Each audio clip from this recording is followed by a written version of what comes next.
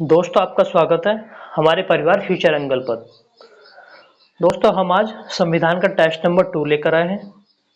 दोस्तों ये सवाल कहीं ना कहीं किसी न किसी पेपर में आए हुए हैं, चाहे यह यूपी पुलिस कांस्टेबल हो या यूपी पुलिस एसआई या यूपी के किसी भी एग्जाम या ऑल इंडिया का किसी भी एग्जाम, सभी के लिए ये वीडियो कारगर होने वाली है।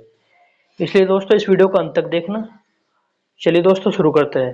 क्वेश्चन नंबर 1, संविधान सभा के पहले अध्यक्ष कौन थे? Option A doctor Rajendra Prasad, option B doctor Sachchidananda Sinha, option C doctor B R Ambedkar, option D Pandit Jawaharlal Nehru. दोस्तों आपको इसका आंसर सही तरीके से बताना है क्योंकि कुछ बच्चे इसका आंसर गलत बता देते हैं।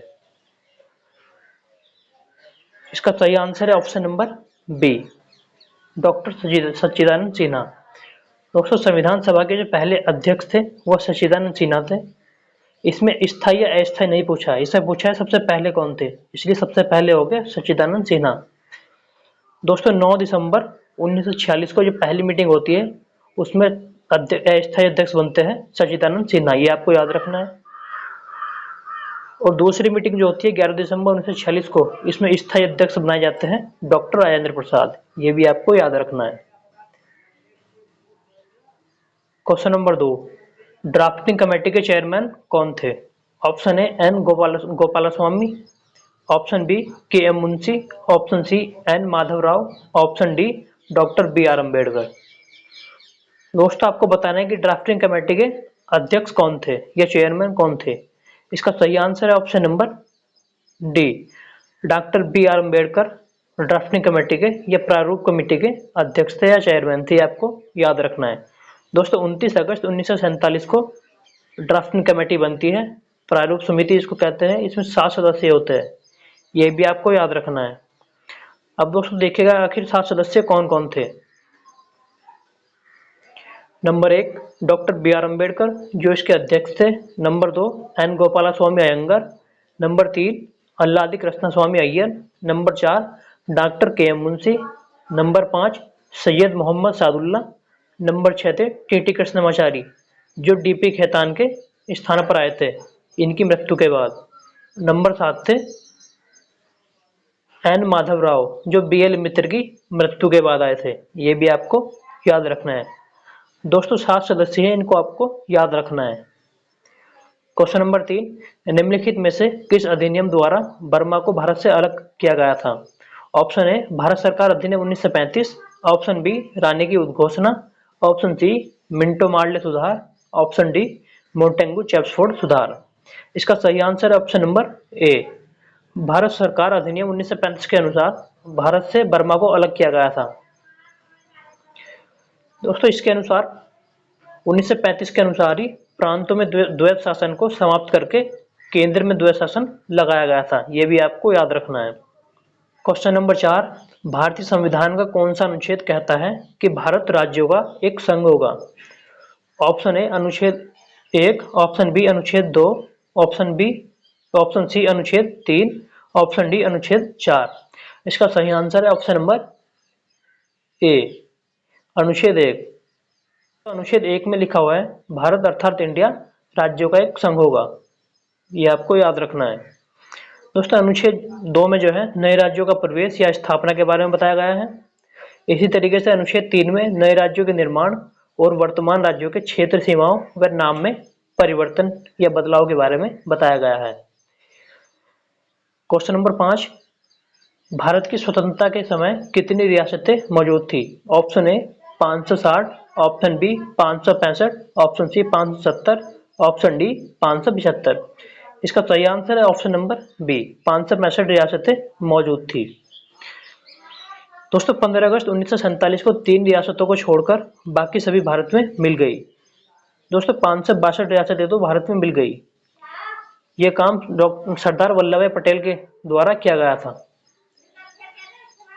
अब दोस्तों 3 रियासतें कौन कौन सी थी? नंबर 1 हैदराबाद। दोस्तों हैदराबाद को कार्यवाही के द्वारा भारत में मिला लिया गया। नंबर 2 आती है जूनागढ़। दोस्तों जूनागढ़ को अपने दीवान के कहने पर नवाब ने अपनी रियासत का पाकिस्तान में विलय करने की घोषणा कर दी, परंतु वहां की जो जनता थी उसको पाकिस्तान में जाना सही नहीं लगा, इसलिए वो भारत के साथ आना चाहते थे और फिर भारत में इसका विलय कर लिया गया। दोस्तों तीसरी रियासत थी जम्मू कश्मीर। दोस्तों जम्मू कश्मीर को सहमति पत्र के आधार पर महाराज हरि सिंह के द्वारा भारत में मिला लिया गया था।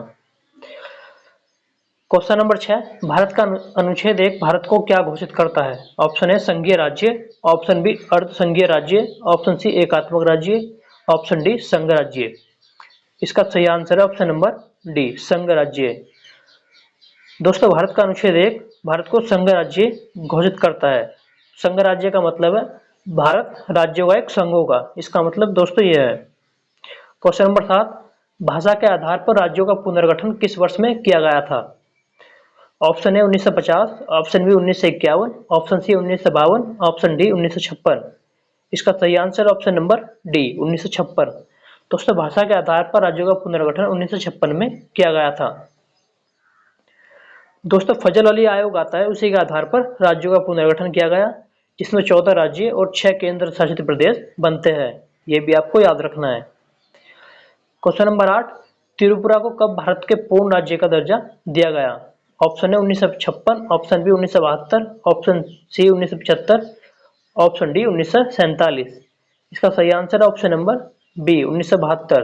दोस्तों 1972 को त्रिपुरा को पूर्ण राज्य का दर्जा दिया गया। 1 जुलाई 1963 को केंद्र शासित प्रदेश बनता है त्रिपुरा, ये भी आपको याद रखना है। त्रिपुरा 1963 को केंद्र शासित प्रदेश बनता है और 1972 में इसको पूर्ण राज्य का दर्जा दे दिया जाता है, ये भी आपको याद रखना है। क्वेश्चन नंबर 9, इनमें से कौन सा कारक नहीं है जो भारतीय संविधान के निर्माण में योगदान देता है? ऑप्शन ए औद्योगिक क्रांति, ऑप्शन बी ब्रिटेन में संसदीय लोकतंत्र, ऑप्शन सी रूस में समाजवादी क्रांति, ऑप्शन डी अमेरिका से अधिकारों का विधेयक। इसका सही आंसर है ऑप्शन नंबर ए। दोस्तों औद्योगिक क्रांति का संविधान के निर्माण में कोई योगदान नहीं था। दोस्तों ब्रिटेन से भी हमने कुछ ना कुछ लिया है और उसी तरीके से रूस से भी हमने कुछ ना कुछ प्राप्त करा है।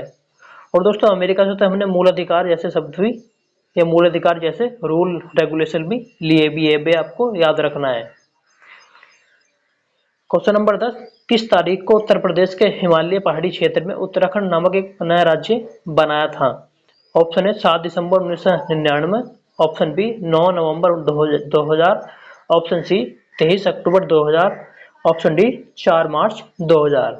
इसका सही आंसर ऑप्शन नंबर बी 9 नवंबर 2000 को उत्तर प्रदेश के पहाड़ी क्षेत्र को काटकर एक नया राज्य बनाया गया, जिसे उत्तराखंड कहते हैं। अगर दोस्तों आपको वीडियो अच्छी लगती है तो वीडियो को लाइक करें और इसी प्रकार की वीडियो देखने के लिए आप हमारे चैनल को सब्सक्राइब कर सकते हो।